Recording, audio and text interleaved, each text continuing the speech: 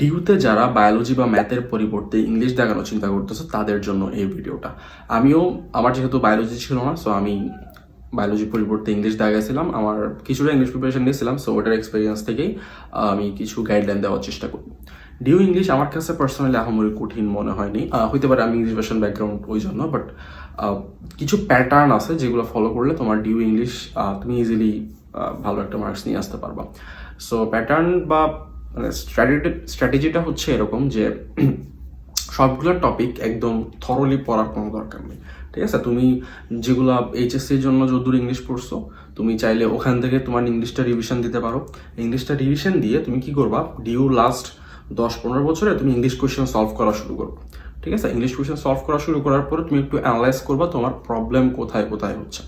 ঠিক আছে, তোমার যেখানে যেখানে প্রবলেম হচ্ছে ওই টপিকগুলো সিলেক্ট করে নিবা। ওই টপিকগুলো সিলেক্ট করে আলাদা করে ওই টপিকের উপর আবার ওই টপিকটাই ভালো করে মানে পড়বা, এই থিওরিটা ভালো করে পড়বা, ওই টপিকটা প্র্যাকটিস করবো। মানে যে কোনো বই থেকে করতে পারো, অনেক বই আছে।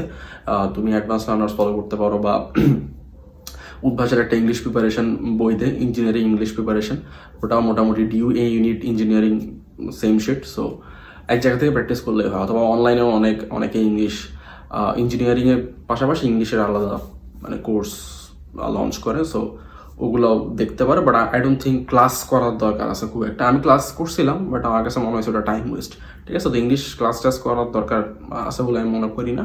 জাস্ট প্র্যাকটিস করবা, যেসব জায়গায় প্রবলেম ওগুলো একটু বেশি প্র্যাকটিস করবা, আর এয়ারওয়েজ কোয়েশ্চেনটা সলভ করে প্যাটার্নটা ধরার চেষ্টা করবা। ঠিক আছে, কোন প্যাটার্ন থেকে মানে ডিউ কোয়েশ্চেন করে ওই প্যাটার্নটা রিপিট হবে। তুমি যদি 10-15 বছর সলভ করো, তুমি ইজিলি ওটা ধরতে পারবা কোন প্যাটার্নটা ডিউ ফলো করতেছে।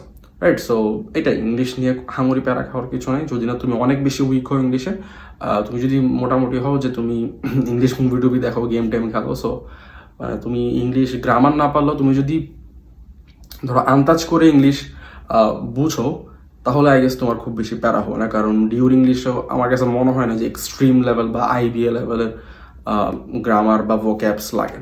So basic English just practice করবা, প্যাটার্নটা ধরবা, অ্যান্ড যেসব টপিকে প্রবলেম হয় ওইসব টপিকগুলো ভালো করে প্র্যাকটিস করবা। That's enough for due A unit English.